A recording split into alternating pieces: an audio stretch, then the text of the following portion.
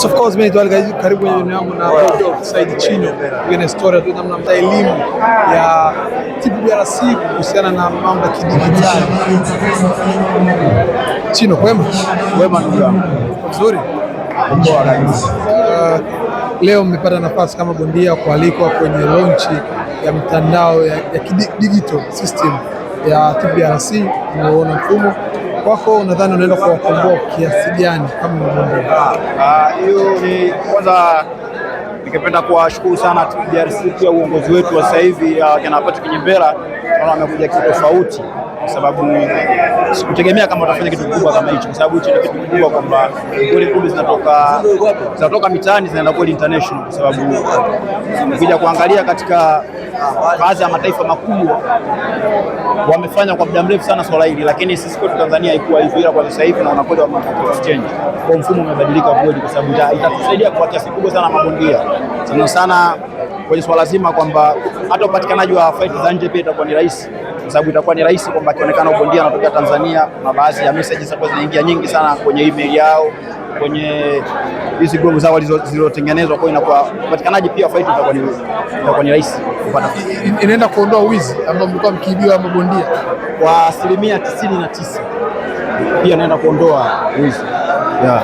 Chino, umekaa kimya muda mrefu, bango linajieleza, taarifa rasmi ambayo tulisikia mara ya kwanza unaenda kupigana na Saidi Bwanga, vita ya Saidi kwa Saidi.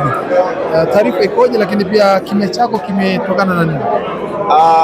Kimya changu kimya kingi, wenyewe wanasema kina mshindo. Kwa hiyo nimekaa kimya kwa muda mrefu, na mpaka sasa hivi kuna fight tayari ishaanza kutangazika kama hivyo. Kwa hiyo mimi kwa upande wangu huwa sichagui bondia, huwa sina lolote la kusema kwamba mimi napenda nifanye kazi. Kwa hiyo nakusubiria hapa ni mwage wino.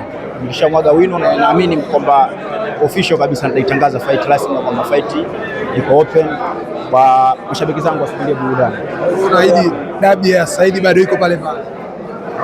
Kama kazi inatokea kama hivi, ushaona kabisa kwamba proposal ishai kama promoter na mechi ambayo wenyewe mashabiki katika wapate kitu ambacho wanakipenda. Kwa hiyo kama wenyewe wameipenda fight na fight inakaa na mwaga lazi. Ubabe Ruma sio malezi. Chino, kutoka Marekani, umekaa kimya, hatukuoni Mafia Boxing, watu wanajiuliza Chino yuko wapi? Hakuna taarifa kutoka Mafia wala kuna taarifa kutoka kwa Chino. Nini kimetokea katikati wewe na Mafia Boxing Promotion? Mimi na Mafia Boxing hatuna tofauti wote, tuko sawa kabisa, ila ni kwa sasa hivi ni muda ambao niliamua kupumzika kidogo. Kama hivi umeona kama ni muda mrefu nimerelax, kwa nimeamua kurelax, kupumzika kwa muda kidogo, lakini kwa sasa hivi narudi tena kwenye boxing. Hauko kwa chini ya Mafia? Sipo chini ya Mafia. Zipi zifanya uondoke chini ya Mafia? Sababu hamna sababu ya kwamba nafikiri ni wakati tulifika. Yaani wakati tulifika wa mimi kuamua kwamba kuona kwamba sasa hivi hata ngoja nijaribu kurudi kwenye boxing yangu mtaani. Unahisi haikuwa sehemu sahihi, ama vision na mission yako na Mafia hazikuendana, ndio maana ukaamua kwanza urudi nyuma uache waendelee na safari yako? Hapana, kwa hiyo ama ilikuwa ni sehemu sahihi, ila kwa hiyo siwezi kuelezea sana kwa sababu hii ni boxing. Kwa hiyo nachoweza kusema kwamba hatuna tofauti yote na Mafia, na ndio maana hata kwenye fight za Mafia zote huwa unaniona nawapa support nini hivyo, ila mimi sina tofauti na mtu yoyote. Hamna biashara na Mafia? Siwezi kusema kwamba sina biashara, siwezi kusema kwamba sina biashara na Mafia, kwa sababu Mafia ni promotion na ni promotion kubwa. Kwa hiyo inapotokea fight Mafia, kwa sababu mimi ni bondia, inapotokea fight pia wanaweza kanipa kazi tukafanya kazi, kwa sababu nimekwambia kwamba hatukuna utofauti wote zidi yangu mimi na Mafia. Kipi kimeongezeka baada ya kutoka Mafia na kipi kilipungua wakati uko Mafia? Kwa upande wangu kwamba ngumi ni zile zile tu, kwa hiyo hakuna kilichoongezeka wala kilichopungua, kwa sababu ni mwendelezo ule ule, kwamba ngumi haziwezi kubadilika, kwamba jabu ikawa light ikawa jabu, kwa mwendelezo ni ule ule yani.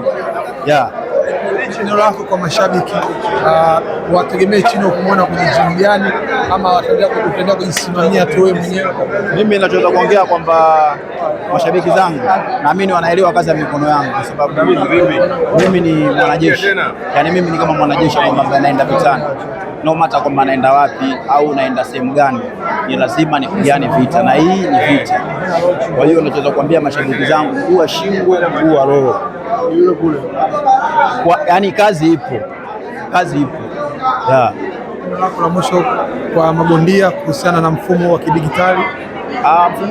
Neno langu la mwisho kwa mabondia zangu kwamba mimi kwa upande wangu nimeona mfanya jambo kubwa sana kwa DRC. Pia ni kitu ambacho kitatuongezea sisi kitu fulani. Shukrani. Nashukuru sana. Tuko na Saidi Twanga, kwema? Bwana kwema kabisa. Vizuri?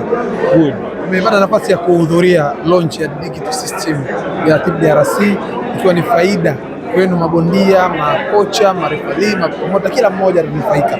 Wako hii elimu unaizungumziaje, lakini pia unaamini ni mkombozi amekuja kuwakomboa kwenye kifungo ambacho kilikuwa kinawatesa kama mabondia?